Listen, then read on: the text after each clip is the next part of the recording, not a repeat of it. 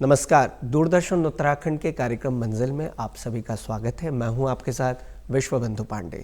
दर्शकों, कार्यक्रम मंजिल के माध्यम से हम बात करते हैं विभिन्न प्रतियोगिता परीक्षाओं, कॉम्पिटिटिव एग्जाम्स की तैयारी कर रहे युवा किस तरह से एक बेहतर तैयारी कर इन परीक्षाओं में सफलता हासिल कर सकते हैं, अपने गोल को अचीव कर सकते हैं। आज हम इस कार्यक्रम में सिविल सेवा परीक्षा की प्रारंभिक परीक्षा प्रीलिम्स के बारे में बातचीत करेंगे और इस विषय पर बातचीत करने के लिए हमारे साथ सिविल सेवा परीक्षा के विशेषज्ञ डॉक्टर सुशील कुमार सिंह हमारे बीच उपस्थित है। सर, आपका स्वागत है, अभिनंदन है दूरदर्शन उत्तराखंड के स्टूडियो में। बहुत बहुत धन्यवाद आपका। जैसा कि आज हम सिविल सेवा परीक्षा, देश की प्रतिष्ठित परीक्षा में से एक नंबर की ये परीक्षा है, इस विषय पर हम बातचीत कर रहे हैं प्रीलिम्स को लेकर के। तो सर, जानना चाहेंगे सिविल सेवा परीक्षा का जो ये प्रारूप है, प्रीलिम्स का प्रारूप है, वो किस तरह का है, किस प्रकार का है?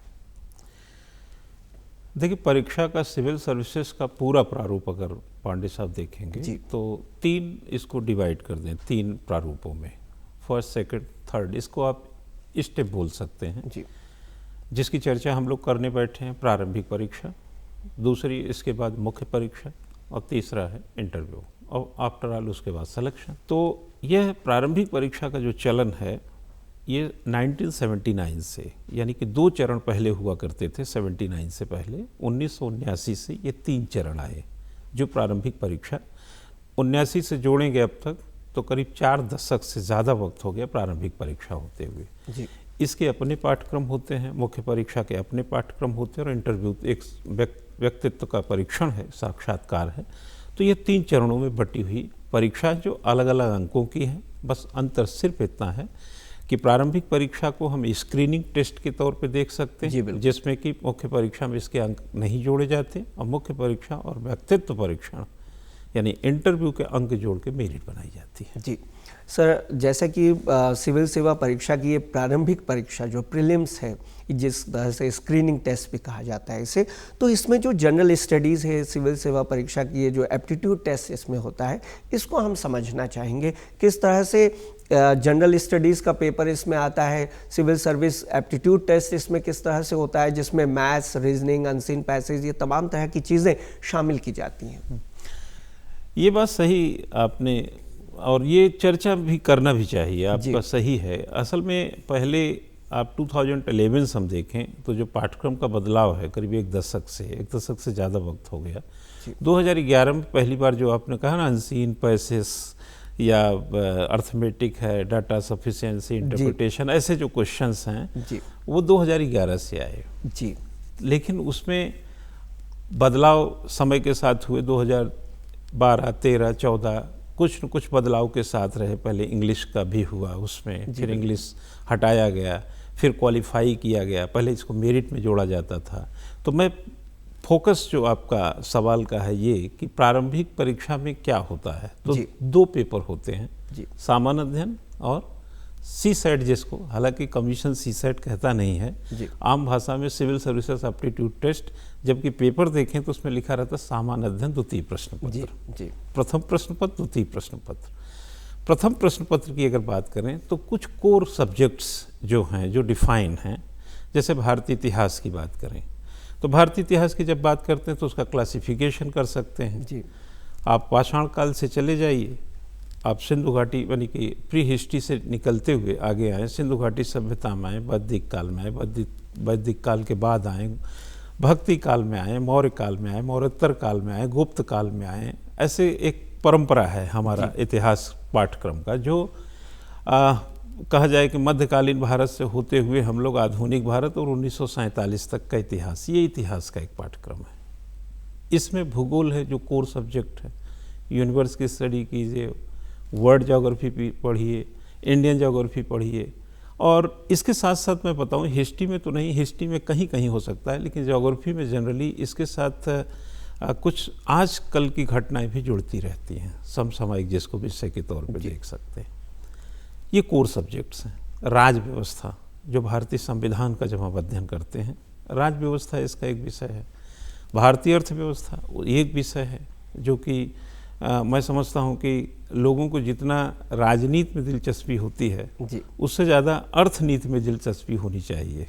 जी। इससे थोड़ा दुनिया को समझना और आसान होता है। और इस सिविल सर्विसेज के विद्यार्थी राज व्यवस्था भी समझते हैं और अर्थव्यवस्था भी। और आफ्टर ऑल एक आता है विज्ञान एवं तकनीक। ये 5 जो हमने बताए ये कोर सब्जेक्ट हैं जी। इन कोर सब्जेक्ट के बाद छोर पर, इस छोर भी उस छोर भी, यानी आर पार की जो लड़ाई में हमेशा रहता है वो रहता है करंट अफेयर्स। जी। और वो करंट अफेयर्स की लड़ाई ऐसी है कि कभी कभी हथियार चलाने की ज़रूरत नहीं है, कभी कभी बड़ा से बड़ा योद्धा ही परास्त हो जाता है। जैसे एग्जाम्पल के तौर पे 100 क्वेश्चन में ऐसी भी परिस्थितियां आई हैं कि 60 से 70 क्वेश्चन करंट अफेयर से ही जुड़े रहे हैं। बिल्कुल। और ऐसी भी 2 साल से परिस्थितियां बनी हुई हैं कि करंट अफेयर्स नदारत है ही नहीं। जी। पेपर में 100 के 100 क्वेश्चन में करंट अफेयर्स पिछले से पिछले साल में जाएंगे एक भी क्वेश्चन नहीं था।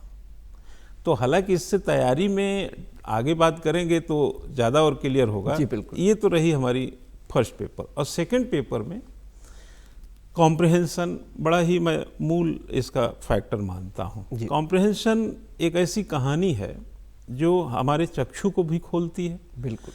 हमारे एक कह सकते हैं कि जैसे कहते हैं ना कि विद्या जागरण कराता है वो, कि दुनिया में क्या चल रहा है हर तरीके की एक छोटी छोटी कहानी बना के उसमें से एक प्रश्न निकाल लेगा। जी। स्पीड भी हो, स्केल भी हो, और सही करने की प्रायिकता भी तभी समुचित होती है जब दोनों में बैलेंस हो। जी। तो कॉम्प्रिहेंशन इसका बड़ा मुख्य भाग है, खास तौर से उन विद्यार्थियों के लिए जो गणित वगैरह अर्थमेटिक जैसी चीज़ों में इंटरेस्ट कम लेते हैं या उससे काफ़ी समय से छूते हैं। उनके लिए कॉम्प्रिहेंशन समझिए अगर नहीं है तो मुश्किल बढ़ जाएगी। जी। और कम्युनिकेशन के क्वेश्चन हालांकि कम रहते हैं, इंटरपर्सनल स्किल, मास कम्युनिकेशन के सवाल, डिसीजन मेकिंग के क्वेश्चन, ये मैं चैप्टर बता रहा हूँ। जी। अर्थमेटिक है, थोड़ी रीजनिंग है, डाटा इंटरप्रिटेशन है, डाटा सफिशिएंसी है। इसके जो क्वेश्चंस रहते हैं मिलाकर के 80 क्वेश्चन आते हैं। जी। 80 क्वेश्चन, एक क्वेश्चन 2.5 नंबर का, टोटल 200 नंबर का। लेकिन 27 क्वेश्चन, मात्र 27 क्वेश्चन, मात्र मैं कह रहा हूँ लेकिन ये मात्र नहीं है, इसकी मात्रा बहुत बड़ी है। जी। 80 में 27 भी कई लोग नहीं कर पाते और बहुत व्यापक पैमाने पे इसमें डिस्क्वालीफाई होते हैं। 27 अगर क्वेश्चन कर लें सही, काट पीट के निगेटिव मार्किंग, तो वो इसमें क्वालिफाई मान लिए जाते हैं। यानी 33% अंक पाने वाला सीसैट में क्वालिफाई हो जाता है। और फिर सारा दारोमदार मेरिट का होता है फर्स्ट पेपर का, जिसका हमने हिस्ट्री से लेकर के विज्ञान तकनीक और करंट अफेयर्स के जोड़ा, जिसमें 100 सवाल होते हैं। और इन 100 सवालों में से मेरिट की जो पोजीशन होती है सवालों पर निर्भर होती है। साल प्रतिवर्ष जो है कुछ बदलाव रहता है, लेकिन 50 से 52-53 ऐसे क्वेश्चन करने वाले सेफ रहते हैं। जी सर, जैसा कि आपने बताया, जनरल स्टडीज़ के बारे में बताया, सीसेट के बारे में, सिविल सर्विसेज एप्टीट्यूड टेस्ट के बारे में आपने एक विस्तृत चर्चा हमने अभी यहाँ पर की है। जो न्यू कॉन्सेप्ट है, अगर तैयारी का समय कम है, प्रीलिम्स बिल्कुल पास है और एग्ज़ाम में कई लोग ये भी होते हैं कि पहली बार एग्ज़ाम देते हैं ये देखने के लिए कि हमारी तैयारी कितनी है या अगले साल हम इस एग्ज़ाम में बैठेंगे तो कितना बेहतर कर सकेंगे। तो हम जानना चाहते हैं जब अंतिम समय रह जाए, चंद दिन बाकी हों इसके लिए, क्योंकि इस परीक्षा में हम देखते हैं कि 10 से 12 लाख काफ़ी संख्या में आवेदन आते हैं, लेकिन जब परीक्षा होती है तो उसमें जो आवेदक हैं वो काफ़ी कम होते हैं। हाफ कभी हमने देखा है 50% का परसेंटेज वहाँ पे रहता है। तो न्यू कॉन्सेप्ट को क्या ये सही समय रहता है उसको पढ़ने का जब कम दिन बाकी हैं, या फिर पढ़ लिया जाए और आगे जाया जाए? जी देखिए, संकलन जो है ना सिलेक्शन नहीं है जी, संसाधनों का संकलन मात्र सिलेक्शन नहीं है जी। और नया चीज़ जब परीक्षा चंद दिनों में हो जी, मतलब कुछ ही दिनों में आपके सामने आ रही हो, तो मैं समझता हूँ कि जो पुराने संकलन आपने पढ़े हैं उसको शिद्दत से बटोर लें। जी, है ना। जैसे हम बड़ा छोटा सा हमेशा एग्जाम्पल देते हैं कि झाड़ू चाहे 10 कमरे में हम लगाएं या एक कमरे में, झाड़ू लगाने का ढंग एक ही होता है। बिल्कुल। आप चाहे हिस्ट्री पढ़ें या ज्योग्राफी पढ़ें, पढ़ने का एक ही ढंग है। जी। सवाल ये है कि नया पढ़ेंगे तो आपका कंसेप्ट, फैक्ट सब आपसे टकराएंगे। बिल्कुल। जैसे तलवार, अर्जुन को अगर गदा दे दिया जाता युद्ध में, जी, तो जो दूसरा धनुष बाण वाला है जिसको कम ज्ञान था वो उन पर ठीक से प्रहार कर लेता।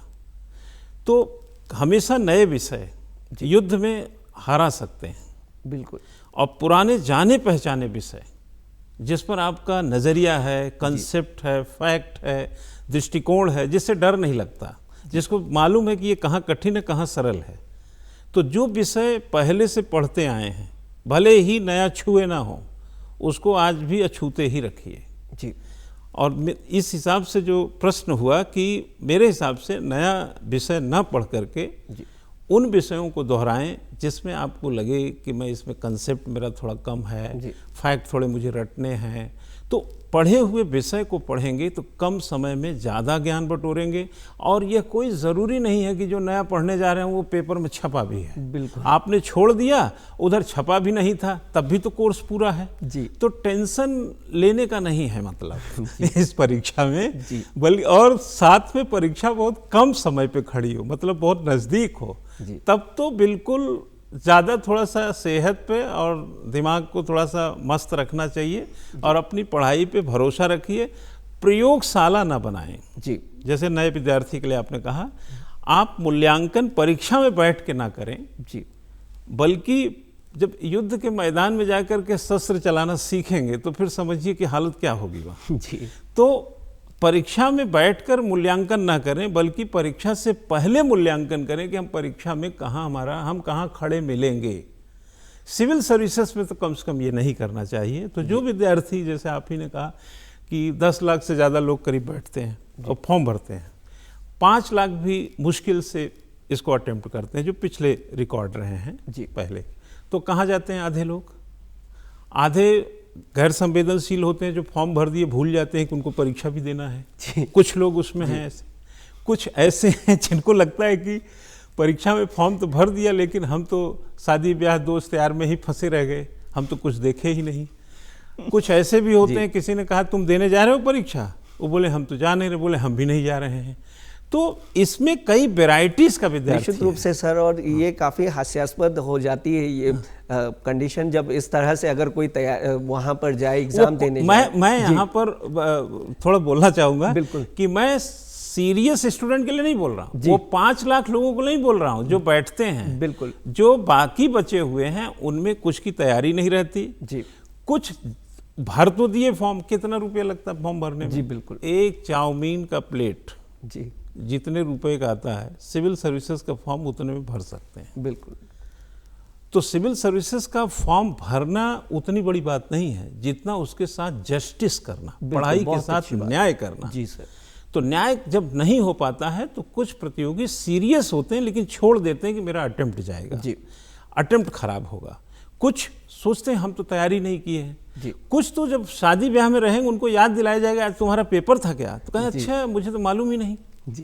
तो तरह तरह के विद्यार्थी हैं, लेकिन उसी में से बहुत ही क्रीम, डायमंड, गोल्ड जी बिल्कुल किस्म के भी विद्यार्थी हैं जिनके रिजल्ट आप देखते ही हैं। बिल्कुल सर, जो ये चीज़ें हैं, नई चीज़ों को पढ़ें ना बल्कि जो पुरानी चीज़ें, तो तैयार चीज़ें, उन पर ज़्यादा फोकस करें, ध्यान केंद्रित करें तो ज़्यादा अच्छा कर सकेंगे। एक खास बात देखने को सामने आती है, टाइम मैनेजमेंट जो है, हम किस तरह से अपना टाइम टेबल सेट करें जब हमारे पास कम समय है। और प्रीलिम्स, खास तौर से प्रीलिम्स की बात करते हैं क्योंकि ये स्क्रीनिंग टेस्ट है, कठिन सवाल इसमें जोड़े जाते हैं, कुछ ऐसे सवाल जोड़े जाते हैं जो गहन अध्ययन जिस विद्यार्थी ने किया होगा वही प्रीलिम्स को क्वालिफाई कर सकेगा। तो हम टाइम मैनेजमेंट के बारे में सर जानना चाहते हैं। देखिए, आपने बहुत अच्छा सवाल है ये जी। हम हमेशा कहते हैं कि आपका अध्ययन समय के भीतर बोलता है कि नहीं। जैसे हम लोग इस कार्यक्रम के भीतर सारी बात कर लेते हैं कि नहीं, बिल्कुल। कार्यक्रम के बाद याद आया तो टाइम तो जा चुका है। तो टाइम मैनेजमेंट करने के लिए जी हमारा सबसे इम्पॉर्टेंट है माइंड मैनेजमेंट। बिल्कुल, बहुत सही। और mind management depends on your sensibility for examination. बिल्कुल।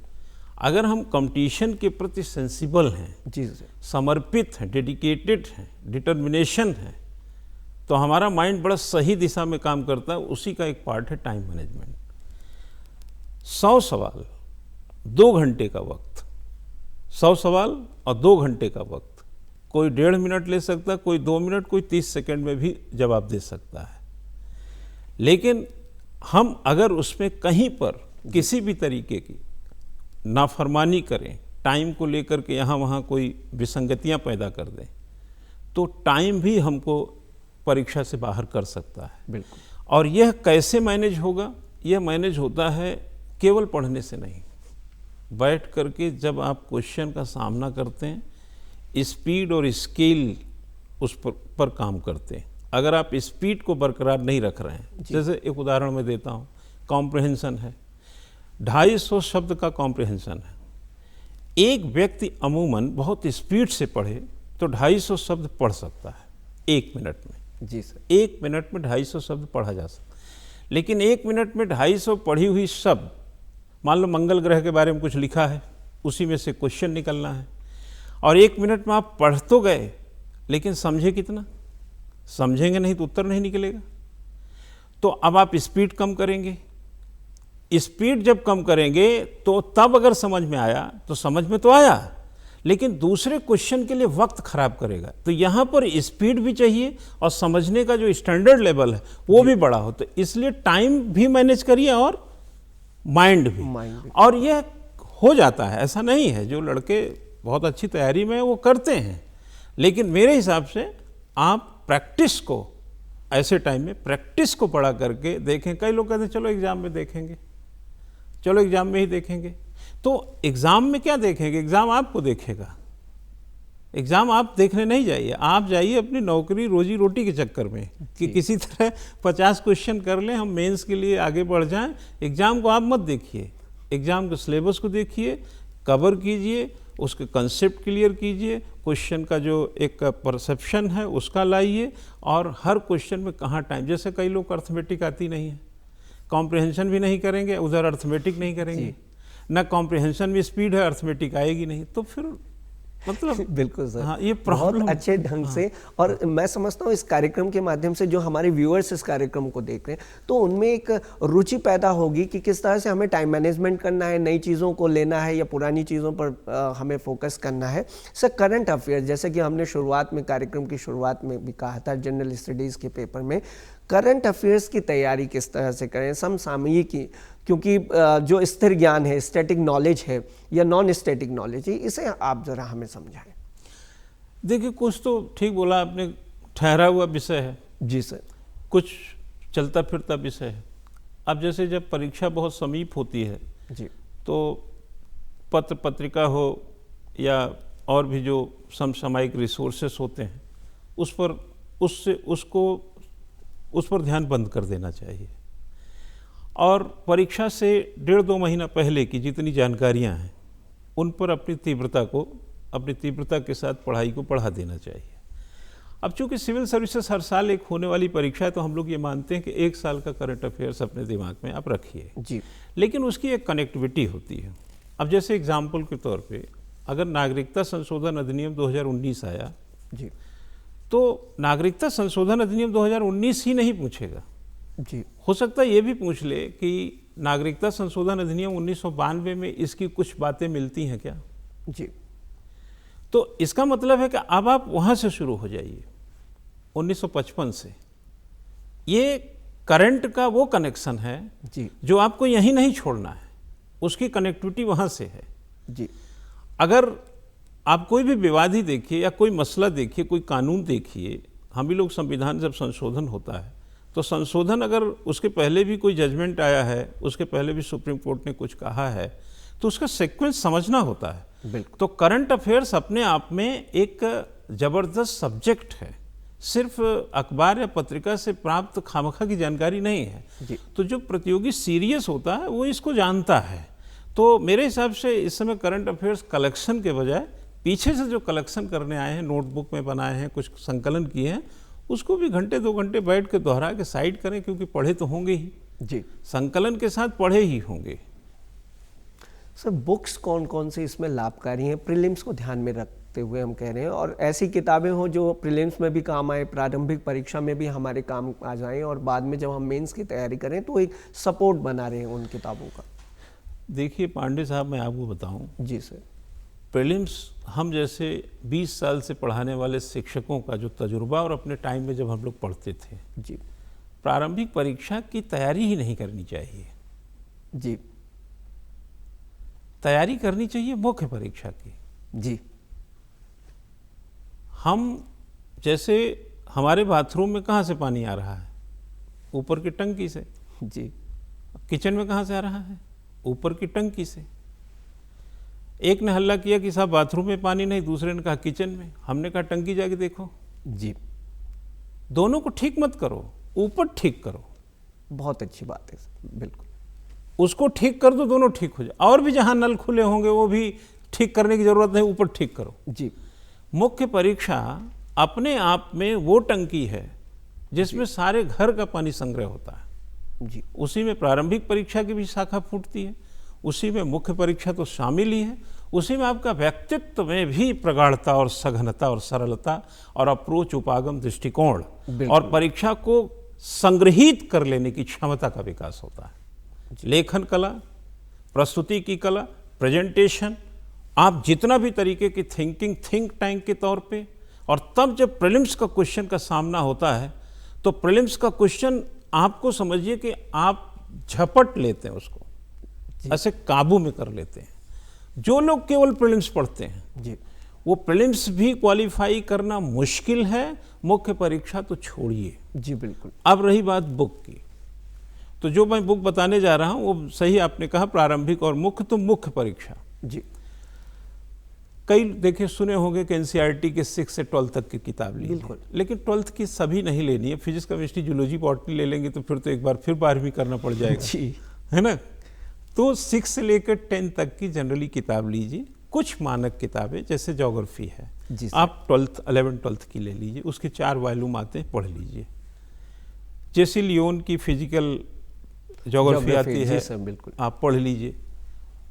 इकोलॉजी, इन्वायरमेंट की चीज़ भी आप जाइए, 12वीं के भूगोल की किताब में बड़े अच्छे से दिया है, उसको पढ़ लीजिए। जी इतिहास में आप देखेंगे, पीछे से चले आइए, चाहे जहाँ श्रीमाली की प्राचीन इतिहास की बहुत अच्छी किताब है, जी LP शर्मा को पढ़ सकते हैं। कई लोग मॉडर्न इंडिया में BL ग्रोवर पढ़ते हैं, सुमित सरकार पढ़ते हैं इंडियन नेशनल मूवमेंट में, बिपिन चंद्रा पढ़ते हैं। ये सब किताबें इतिहास की हो जाती हैं, भूगोल की हो गई। इसी तरीके से भारतीय अर्थव्यवस्था में दत्ता एम सुंदरम की, मिश्रा एम पुरी की बड़ी अच्छी अच्छी किताबें हैं, कंसेप्ट के लिए ठीक हैं। बाकी मैगजीन और न्यूज़पेपर्स आप पढ़ते रहिए, क्योंकि अर्थव्यवस्था ठहरा हुआ विषय नहीं है। अगर थोक मूल्य सूचकांक आज बढ़ेगा तो कई चीज़ों पर फर्क डाल देगा, तो ये आपको समझना है। और फिर इसको पढ़ लें तो 2011 में कैसे बढ़ा था, 1991 के उदारीकरण में क्या। आज अगर डॉलर के मुकाबले रुपया देखना है तो आप 47 में भी देख लीजिए, 91 में भी, यानी इसकी एक चेन है जी। तो ये सब जानकारी कहाँ से मिलेगी? मैगजीन से, अखबारों से। दत्ता सुंदरम साहब तो जिस एडिशन में लिखे वहीं तक की बात लिखेंगे जी, ठीक है। इसी तरीके से राज व्यवस्था में चले जाइए, हम लोग DD बसु की किताब पढ़ते थे, बड़ी क्लिष्ट किताब होती थी। धीरे धीरे कोचिंग वालों ने बड़ी सरल किताब की। हमने खुद एक भारतीय संविधान पे किताब लिखी है जी, मेरी अपनी किताब है जी, उसको पढ़ लीजिए जी। ये आपका पांडे साहब की किताब आती है, जयनारायण पांडे जी की जी। हम तो चूंकि लॉ के विद्यार्थी रहे तो हम बहुत अच्छी किताब मानते हैं। कुल मिलाकर के जो अच्छी बुक्स हैं अवेलेबल, वो जो बुक्स हैं और चाहे मैगजीन है उन्हें हम पढ़ सकते हैं। सर ये जो रिवीजन है, रिवीजन के लिए नोट्स किस तरह से तैयार हम करें, संक्षिप्त में हम जानना चाहते हैं। देखिए, नोट्स तो बन चुके होते हैं, परीक्षा के पहले बन चुके होते हैं, और नोट्स जो है उनका रिवीजन जो, हाँ, रिवीजन करने का ये सही वक्त है जी। और जनरली लोग, जो अच्छा स्टूडेंट होता है वो नोट्स बनाता है। नोट्स बनाने से 2 फायदे होते हैं। पहली बात तो आप बुक साइड कर लेते हैं जी, दबाव बुक का हटा लेते हैं। दूसरा, आपका डिस्क्रिप्शन और एनालिटिकल पावर स्ट्रांग होता है जी। इसलिए कहा जाता है कि 1 पेज लिखने वाला जो होता है ना, वो आप समझ लीजिए कि एक कॉन्टिनेंट की यात्रा करता है जी, और 1 पेज पढ़ने वाला जहाँ खड़ा है उतना तक ही जान पाता है जी। इसलिए लेखक जो होता है वो कई गुना मेहनत करता है। तो जब नोट्स आप बनाते हैं तो कई किताब आपके पास होती है, मैगजीन, पत्रिका, ये आपके समाचार पत्र पत्रिकाएँ, या PIB की प्रेस इन्फॉर्मेशन ब्यूरो की वेबसाइट है, और भी तरह तरह के आप YouTube या जहाँ जा सकते हैं, सोशल मीडिया के जितने भी प्लेटफॉर्म है जहाँ आपको इच्छा है कि ये जानकारी वहाँ से मिल जाती है, उन सबको लेकर के तब कॉपी बनाते हैं। और उस कॉपी को जब आप खोल के 4 पेज पढ़ते हैं तो कम से कम 10-15 रिसोर्सेज की यात्रा करते हैं, जो आपकी मेहनत का ही नतीजा है। तो यह दौर जब सिविल सर्विसेज के परीक्षा के नज़दीक हो तो करंट अफेयर्स नया न जोड़ें, पुराने जो संकलन आपने कॉपी में किए हैं उसको सबको भी रिवाइज ना करें, बल्कि जो इस पे कंसेप्ट में डाउट है जी, जैसे संविधान है उसमें सब में डाउट नहीं होगा, अर्थव्यवस्था सब में डाउट नहीं होगा, जहाँ डाउट है उतने पे काम कर लें और मस्त मन से जी, दिमाग को सही करके खूब अच्छे से सेहत पे ध्यान रख के जी, परीक्षा प्रांगण में जाएं। सवाल अगर आपने मन से पढ़ा है तो सवाल आपसे चिपकने के लिए तैयार रहता है। जी सर, बहुत रोचक बातों के जरिए बहुत गहन ज्ञान आपने हमें दिया, इसके लिए आपका धन्यवाद। और मैं समझता हूँ इस कार्यक्रम के माध्यम से हमारे जो व्यूअर्स हैं वो जो प्रीलिम्स की तैयारी कर रहे हैं और जब उनका ये प्रारंभिक परीक्षा होगी तो निश्चित रूप से अच्छा करेंगे। शुक्रिया आपका बुलाने के लिए। और मैं अंततः यही कह सकता हूँ कि प्रतियोगिता चाहे सिविल की हो कहीं और, आपका मंजिल कार्यक्रम तो हर तरीके के प्रतियोगियों को जागरूक ही करता और उनको कहीं न कहीं जोड़ता है इससे। बिल्कुल। परीक्षा की एक ही चीज़ है कि आप परीक्षा के लिए झोंकिए, परीक्षा आपको समर्पित हो जाएगी। जी, बहुत ही अच्छे ढंग से सर, आपको बहुत बहुत धन्यवाद। तो दर्शकों, ये था आज का हमारा कार्यक्रम जिसमें आज हमने सिविल सर्विसेज की प्रीलिम्स की परीक्षा के बारे में आपके सामने चर्चा की, और हमें आशा है कि इस रोचक चर्चा के माध्यम से आप जब अपनी तैयारी करेंगे, एग्ज़ाम को देंगे तो निश्चित रूप से आपको सफलता ज़रूर मिलेगी। इसी के साथ हम आपसे लेते हैं विदा। नमस्कार।